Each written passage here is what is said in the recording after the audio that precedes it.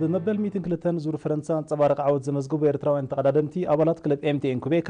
ዳንኤል ተክለ ሃይማኖትን መርሃዊ ቅዱስን ቀዳም ሓደ ነሐሴ ኣብ ሃገራዊ መዕረፎ ነፈርቲ ኣስመራ ክሳብ ሜዳ ባሕቲ መስከረም ካብ ሰዓት 8 ንጎ ድሙቕ ህዝባዊ ኣቀባብላ ክግበረሎም ልዑል ምሽብሸባት ይግበራሎም ኮሚሽን ባህልን ስፖርትን ገሊጽሎም ሙሉእ ትሕዝቶ ኣርሴማ ኣስመሮም ብመልክዕ ጸብጻብ ኣዳልያቶላ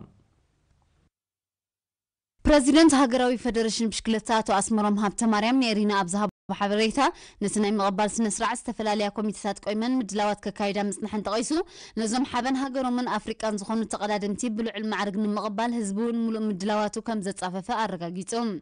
ኤርትራ بعود قدم مشكلتها دحرنا ينوح عامتات صعري بس على حيال بقعت من اسيات تقدادم تابز درجه زخت بصح خمس خالص تقساتو اسمرهم دانيال مالي ام بسعق بوديو ابوديم ديبو باندير هاجرو كم بلبل كله نهزبن هاجرن ኤርትራ حبنن بهتان منبارو انصيروم دحرنا ينوح عامتات صعري دحر 8 عامت استات ابيلو ኤርትራ بتقدادمتا ابتزل على طرزنا عالم زورنا فرنسا اختصاصات مقاله برك نغري حكيو دانيال مس غانتا كوبيكا نايدو افريكايو ماليام لبيسو تاناتو ايرتراغن مسوق تلبس لزلوا نت بانديراتي بانديرا او امبلبيلو لذي ازي مثل ابتا معلتي اغن كلنا تساتفنا باكل كنريو توما بدغزلو ኤርትራውያኑን بمنفس مسانا كوعلو بعبي هنقوتاينا نصبزلنا اب كوميشن ባህልን ስፖርትን ሓላፊ ምክትል ሃገራዊ ኦሎምፒክን ኮሚቴ ሃገራውያን ፌደሬሽናትን ኮርኔል ሰሎሞን ሲዩም ብግዲው ዓወት ዳንኤል ተክለ ሃይማኖትን መርሃዊ ቅዱስን ኣብ ምዕባል ስፖርት ሃገርና መሪሕ ተራን ዝጻወተ ኣካላት ዓብ ሓላፍነት ዘሰክም ምዃኑ ገሊጹም ማዕረ ዚ ጽምብል ዚ እዞም ክልተ ዚኣቶም ዞም ጽዋ ዓወት መዕቃብ ጥራሕ ዘይኮነ ብዙሓት ዳንኤልን መርሃውን በሻሓት ክፈሪኹም ዘለዎም መበገስን ናህርን እዞም ክልተ ጀጋኑ ዚኣቶም ከም ዝፈጠሩልና ዝፈጢሮሞ ዘለውኻ በሓላፍነት ንኹሉ ዝምልኮተ ኣካል ኣብ ስፖርት ክነጥፍን ሓላፍነት ተሰኪሙ ከዓየሉን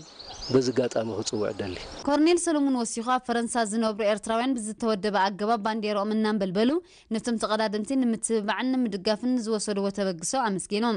እዚ ከምዚ ኢልን ከሎ ዝበዝሕ ንጥፈታት ስፖርት ሃገርና ብመንግስትን መንግስታውያን ትካላትን ከም ዝንቀሳቀስ ናብ ኮማው ሰረት ንምስራጹ ድማ ልዑል ጻዕርታት ክካየድ ከም ጸንሐ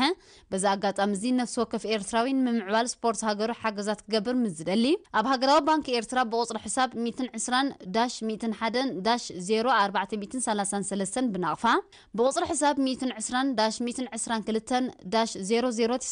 دما بدولار أتاو كجبر كم زخل كوميشن بهالن سبورتن إيرترا عملكتون أزي أجت أمت فتيرو زلو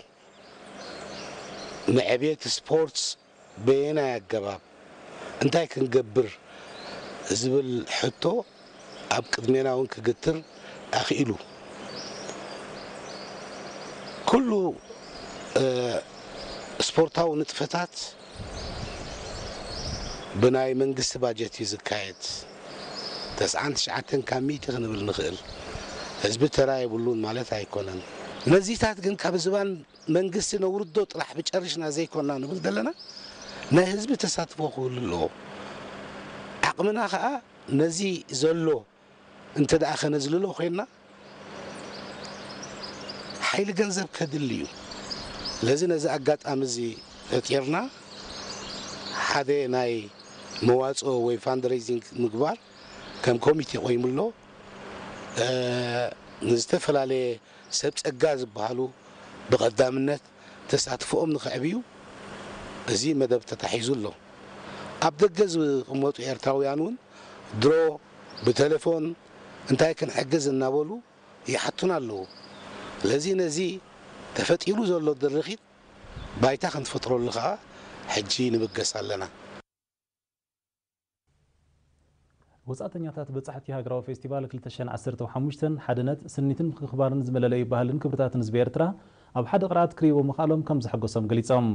ንሳቶም ንኤሪና ኣብዝሃቦ ሓበሬታ ኣብዛ ዓመት መጽእ ዝካየድ ህቡብ ኤርትራዊ ሃገራዊ ንግደት ክሳተፉ ምኻሎም ንነፍሶም ከም ዕድለኛታት ከም ዝርእይዋ ብምጥቃስ ኣብ ወዳድባን ትሕዝቶን ናይቲ ፌስቲቫል ልዕሊ ትጽቢቱ ልዕሊ ትብፅኦም ኮይኑ ከም ዝረኸብዎ ሓቢሮም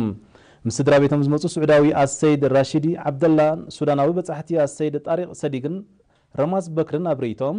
ካብ መኽፈቲ ስነ ስርዓት ጀሚሮም መዓልታዊ ነግዱ ከም ዘለዎ ብምግላጽ ንኤርትራዊ ባህሊ ዘለዎም አኽብሮት ገሊጾም ሱዳናዊ በጻሕቲ አቶ ዓሊ ዑመርን ወይዘሮ ሓሲና ኢብራሂምን ብወገኖም ሕጽነቶም ኣብ ከምዚ ዝበለ ውዕውዕ ሓወሁ ፌስቲቫል ምሕላፎም ፍሉይ ባህታ ከም ዝስምዖም ሓቢሮም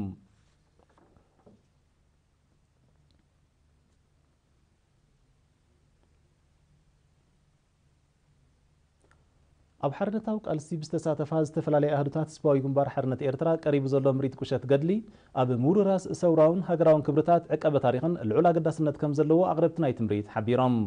እቲ ንዝነበረ ኣገልግሎታት መጓዓዝያን ሕክምናን ሓፈሻዊ ኩነታት መነባብሮ ተጋዳላይ ናይ ምርዓ ኣገባብ ዕጥቂ ተጋድልትን ካልእ ንጥፈታት ክፍልታትን ዘርኢ ትሕዝቶም ኣካል ሰውራውን ሃገራውን ክብርታት ምዃኑ ዝጠቐሱቶም ወሃብቲ ርእይቶም ምዕቃቦም ናብ ወለዶታት ከም ዝወራረሱ ምግባሩን ዕማም ኩሉ ዜጋ ከም ዝኾነ ገሊጾም ንሳቶም ኣስዒቦም እቲ ቀሪቡ ዘሎ ትሕዝቶ ንሓፈሻዊ ምስሊ ሓርነታዊ ቃልስን ምረቱን ብምግላጽ መጻኢ ወለዶታትና ታሪኾምን ክብርታቶም ፈሊጦም ንህሉ ኩነታት ዘስግር እኒሕን ሓቦን ከጥርዩ ዝሕግዝ ምዃኑ ኣረድዮም ታሪኽ ሰውራ ኤርትራ ታሪኽ ህዝቢ ኤርትራ እዩ ዝበሉ እቶም ወሃብቲ ርእይቶም ዝምልከቶ ኣካል ነቶም ንወረስቲ ታሪኽ ብተዘክሮ ንድሕሪት ዝመልስ ምርኢት ቀሪቡ ዘሎ ትሕዝቶ ብግቡእ ዝጥርነፍሉን ዝዕቀብሉን ከምኡውን ብቐጻሊ ንምርኢት ክፉት ዝኾነሉ መገዲ ከናደ ተላብዮም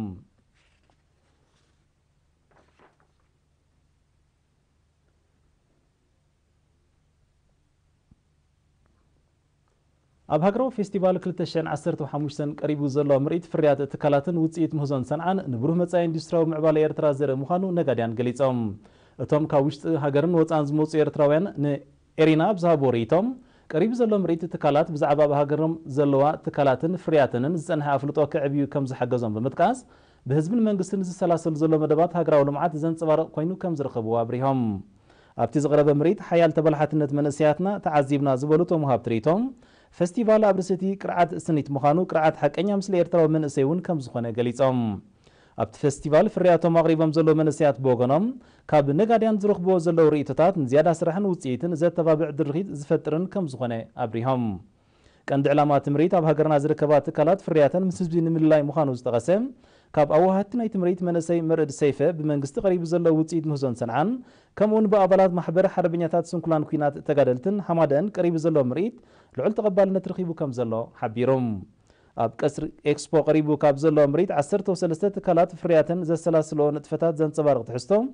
ኣስታት 80 መንእሰያትን ተምሃሮን ድማ ውፅኢት ምርምራውን ምህዛዊ ንጥፈታት ንምርኢት ኣቕሪቦም ኣለዉ